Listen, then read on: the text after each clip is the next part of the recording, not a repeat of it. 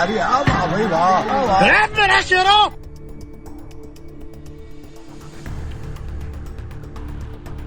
बड़ी खबर राष्ट्रीय राजधानी दिल्ली से सामने आ रही है, जहां आधी रात को बवाल छिड़ गया है। बवाल इतना भयंकर था कि पुलिस को आंसू गैस के गोले और लाठी चार्ज का सहारा लेना पड़ा। मस्जिद के पास इस बवाल में कई पुलिसकर्मी भी घायल बताए जा रहे हैं। पूरी खबर क्या है हम आपको विस्तार से बताते हैं। खबर दिल्ली से है। दिल्ली के तुर्कमान गेट इलाके में रामलीला मैदान के पास स्थित फैज-ए-इलाही मस्जिद के आसपास अवैध अतिक्रमण हटाने की कार्रवाई आधी रात को शुरू हुई। मूल योजना सुबह 8 बजे से कार्रवाई शुरू करने की थी, लेकिन यह करीब 1:30 बजे से शुरू कर दी गई। इस दौरान इलाके में तनावपूर्ण माहौल बन गया और विरोध कर रहे लोगों ने पुलिस पर पथराव शुरू कर दिया, जिसके जवाब में पुलिस को आंसू गैस के गोले और लाठी चार्ज का सहारा लेना पड़ा। इस दौरान 5 पुलिसकर्मी भी घायल बताए जा रहे हैं। दिल्ली नगर निगम ने दिल्ली हाईकोर्ट के आदेश पर यह कार्रवाई की, जिसमें मस्जिद से सटे अवैध दवा घर और बारात घर को गैर कानूनी घोषित किया गया था। अतिक्रमण हटाने की कार्रवाई के दौरान पत्थरबाजी में 5 पुलिसकर्मी घायल हो गए हैं। पत्थरबाजों की पहचान सीसीटीवी कैमरों के जरिए की जाएगी और घायल पुलिसकर्मियों के बयान के बाद एफआईआर दर्ज की जाएगी। घटना के बाद अधिकारी भी हैरान हैं, पुलिसकर्मी भी हैरान हैं। अधिकारियों की माने तो पत्थरबाजी की उम्मीद बिल्कुल नहीं थी और यह घटना केवल 25 से 30 लोगों द्वारा की गई है। फिलहाल रामलीला मैदान जाने वाली सभी रास्ते बंद कर दिए गए हैं। हालांकि सुबह 11 बजे के बाद ट्रैफिक प्रतिबंधों में ढील दी जा सकती है, लेकिन अभी स्थिति तनावपूर्ण बनी हुई है। अब आगे क्या कुछ होता है वो तो देखने वाली बात होगी, लेकिन फिलहाल सारे रास्ते बंद कर दिए गए हैं। कार्यवाही के दौरान फैज-ए-इलाही मस्जिद की 0.195 एकड़ जमीन को छोड़कर बाकी अवैध निर्माण, जिसमें लाइब्रेरी, डिस्पेंसरी और बैंक्वेट हॉल शामिल थे, गिरा दिए गए हैं। वर्तमान में इलाके में बीएनएस की धारा 164 लागू है।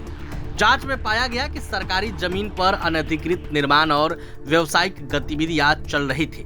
कार्रवाई में 10 से 17 बुलडोजर और जेसीबी मशीनें लगाई गई थी। साथ ही 70 से ज्यादा डंपर मलबा हटाने के लिए तैनात किए गए। एमसीडी के 150 से अधिक कर्मचारी भी मौजूद रहे। सुरक्षा के पुख्ता इंतजाम किए गए थे। दिल्ली पुलिस के करीब 1000 जवानों की तैनाती, जिसमें 9 जिलों के डीसीपी रैंक अधिकारी शामिल थे। रैपिड एक्शन फोर्स की टीम भी मौजूद रही। इसके बावजूद भी असामाजिक तत्व के लोग जो हैं वो बवाल करने से नहीं चुके।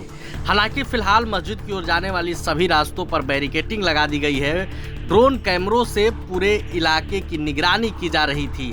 विरोध प्रदर्शन के दौरान बड़ी संख्या में लोग जमा हो गए और नारेबाजी करने लगे। पुलिस बैरिकेटिंग को तोड़कर आगे बढ़ने लगे, जिसके बाद बवाल छिड़ गया। ये डेमोलिशन लैंड ओनिंग एजेंसी जो है एमसीडी के साइड से हमें इंटीमेशन आया था कि पुलिस फोर्स देना है। तो जैसे हमें इंटीमेशन आया था कि हम लोगों ने एरिया के लोगों को बुलाया था, इनको बताया कि ये कानूनी कार्रवाई है, तो इस एरिया के सारे लोगों को हमने कॉन्फ्रेंस में लिया था एंड हमें काफ़ी सपोर्ट भी मिले थे। तो एमसीडी ने हमें बताया कि 6 और 7 तारीख के नाइट को हम लोग करेंगे। जैसे ही एमसीडी से हमें इंटीमेशन मिला कि इस टाइम में करना है, हमने अपने फोर्स मोबिलाइज किया, अपने ऑफिसर्स को इधर डिप्लॉय किया। उसके बाद जब डेमोलिशन स्टार्ट होने वाले थे, एमसीडी की जो पैराफर्नेलिया, जेसीबी और सब आने वाले थे, 150 के आसपास लोग इकट्ठा हो गया और फिर इनको हमने समझाया। उसमें मैक्सिमम लोग अपने घर चले गए, फिर भी थोड़ा सा some people actually try to create ruckus, थोड़ा सा मतलब पत्थरबाजी भी हुआ। और उसके बाद हमारा जो कंसर्न एडिशनल डीसीपीज और डीसीपी से तो अपने फोर्स लेके उनको पुश बैक किया, means using minimum amount of force. उस कार्रवाई में 5 लोगों को, पुलिस वालों को माइनर इंजरीज हुआ है, उनको मेडिकल किया भी है।